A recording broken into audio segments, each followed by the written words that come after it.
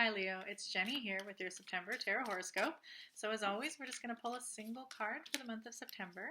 So the first 2/3 of September is Virgo season, and then we're going to have the September equinox. So that's going to be the spring equinox if you're in the southern hemisphere, or the autumn equinox if you're in the north, and then we'll be in Libra season. So I have a card for you, Leo, and it is the Empress. Man, there's been a lot of major arcana cards this month. There's a lot happening this month. Okay, so here we have the Empress. So we have this woman here. She's got this crown on her head. She's standing here with an orb and a scepter in her hand. And we've got this big ocean in the background, big kind of open sky land here. Lots of kind of blues and cool tones there. She's standing right there. Did you say she came? No, I think she came the right way up. Okay, so that's the Empress. And again, she's a major arcana card, so we're going to see what she's got for us today. Okay, the Empress. Your own true nature. The Empress represents the many empresses and queens of yesteryear and today. She is also the great goddess of ancient history, the threefold godhead of Christianity and other religions, the mothers of gods such as Isis and Mary, and last but not least, the goddesses of love and fertility like Astarte, Aphrodite, and Venus. The card is a mirror of your own femininity, or of the female qualities in a man, reflecting your personal experiences as a woman and or with other women, the heritage of your mother, your grandmothers, and your foremothers. The Empress has the face of Gala Dali. Much has been written about the degree to which Gala dominated Dali, but this card goes way beyond any biographical anecdotes. The expansive, open-ended background locates the central figure, taken from a picture by Delacroix, within a vast realm in front of a sea of possibilities. The imperial orb in her left hand symbolizes fertility as well as the globe, and thus represents the challenge to claim this vast land for oneself and to take command of it. The lily scepter in her right hand is an early symbol of fertility and virility. White stars dancing around the head of the figure elevate her above the blue water and grayish mountains. This card is all about living a fruitful, flourishing, and star-studded life. Women as well as men are encouraged to become rulers of their own destiny and to take responsibility for their own well-being and fortune.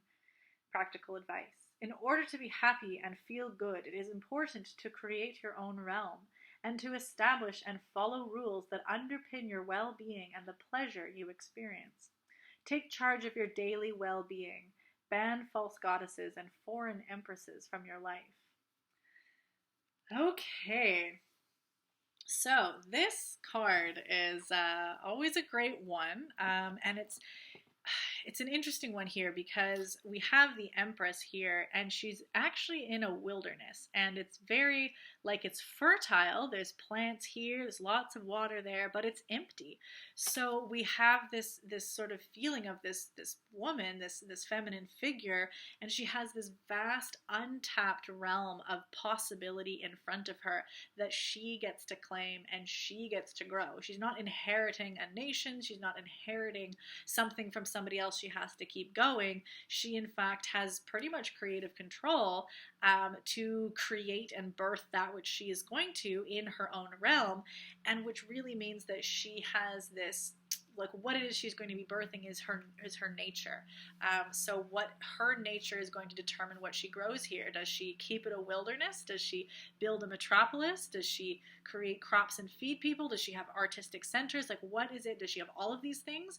What is it that she's going to do? She's going to do it without the say-so of somebody else. The whole point here of banning false goddesses, or in this case, in this particular age where we're hopefully coming out of, but we've had a very, very vast history of patriarchal control where the woman does not have full creative control. And by woman in this case, even just the feminine essence. So this is also the feminine principles in a male figure as well, has to be subservient to the male.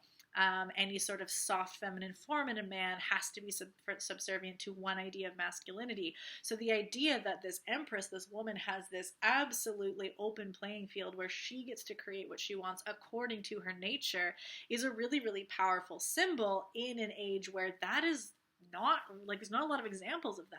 So even this connection that she has through the matrilineal line, the heritage of the feminine, the grandmothers, the foremothers, it's like reaching back and connecting to more of a matrilineal history, or where that there is power and wisdom and nature that is carried through the feminine principle. And again, this isn't just about gender, or sex of males and females. This is feminine energies there, that this is that connection through to say, look at this kind of often unrecognized line of what it is that the feminine gives and how it is that she can create and shape, because ultimately it is the feminine that is the nurturing body of creation, the nurturing body of a new human.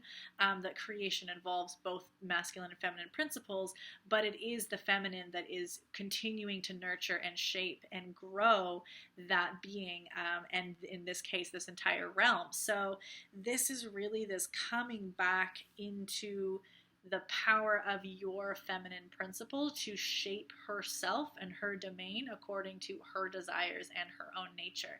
No matter who you are, no matter where you are, this is this invitation. And she's like, even this pose, she's not like sitting in a throne. She's barefoot. Even she's barefoot on the ground. She's in action. She's a little disheveled, but she still has this starry crown. I mean, even that, it's not even that large of a it's not that fanfare there. So she's in this sort of practical work mode as well. She's connected in the earth to her land.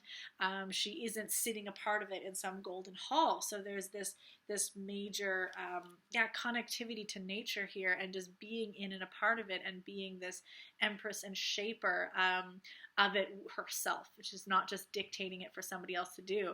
And she's also, in this case, she's alone. Like, she may not even want a bunch of subjects. It doesn't mean that she's here like that there's this great power of solitude, which is I don't need people to wait on me. I don't need people to tell me what to do.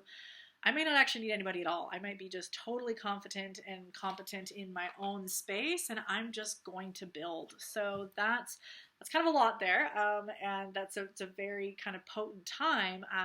So we're starting this card energy in Virgo season, and Virgo is, I mean, there's already a connection there. Virgo is the sign of is this idea of the Virgin archetype, and in this case, it's not about like a chaste, celibate, like young, nubile being that's like virginal in that sense. It's the sense of virginal as in unmarried, as in unattached, as in perfectly capable of tending to her own needs without another figure to provide for her. It's this, the non-maligned spinster, which, the spinster is kind of taken as this thing of, oh, she's too old, can't find herself a husband. But the original is, no, she's actually a weaver. She can have her own income. She doesn't actually rely on a marriage to provide for her in an era where the feminine has to rely on the masculine principle for survival.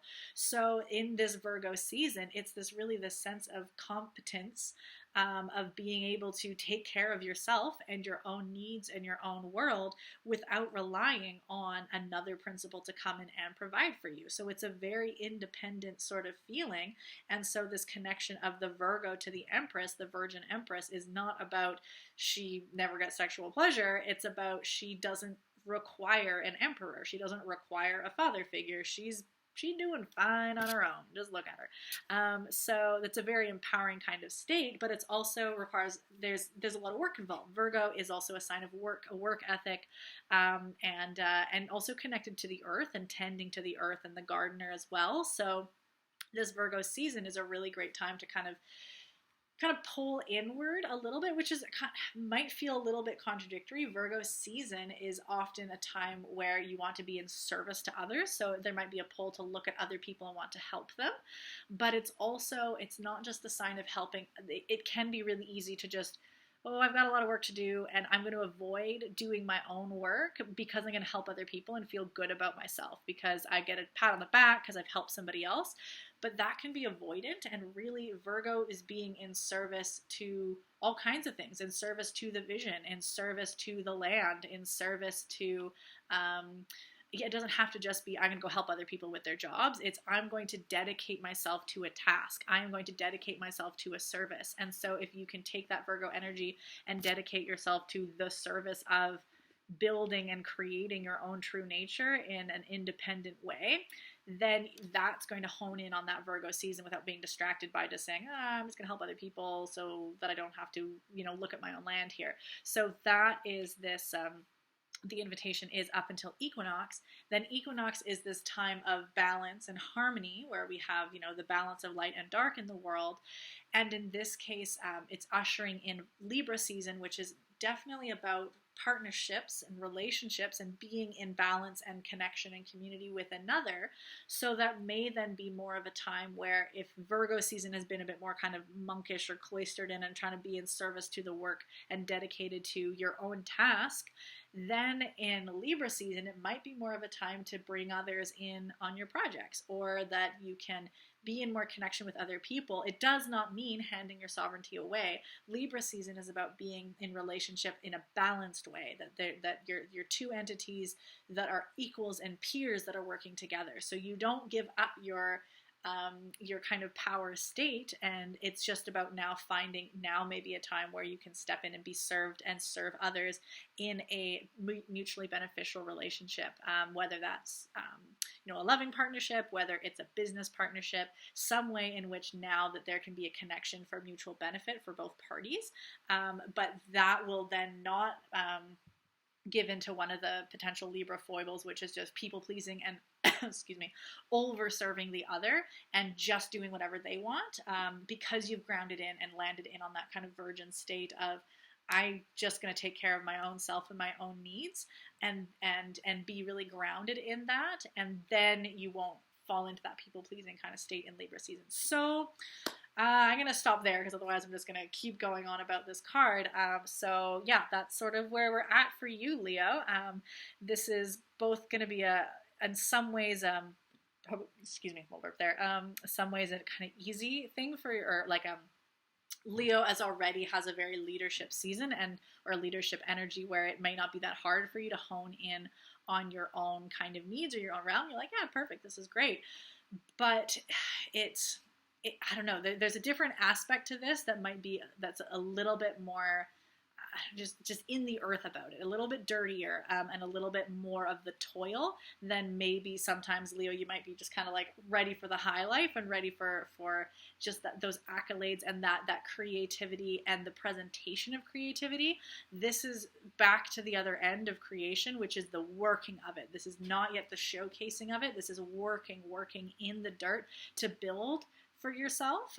So the sovereignty might really land for you, but it's also, this isn't showtime. This is like build time and work time. So that's just the encouragement for you, Leo. Yeah, and if you need any other assistance, my Virgo season workshop is already up and running on my YouTube channel. It's Pay What You Can. Gives you a lot of information on some of the transits that are happening, and then at the equinox, I'll have another workshop up as well. So feel free to check those out as well. Take care, Leo, and have fun with your land.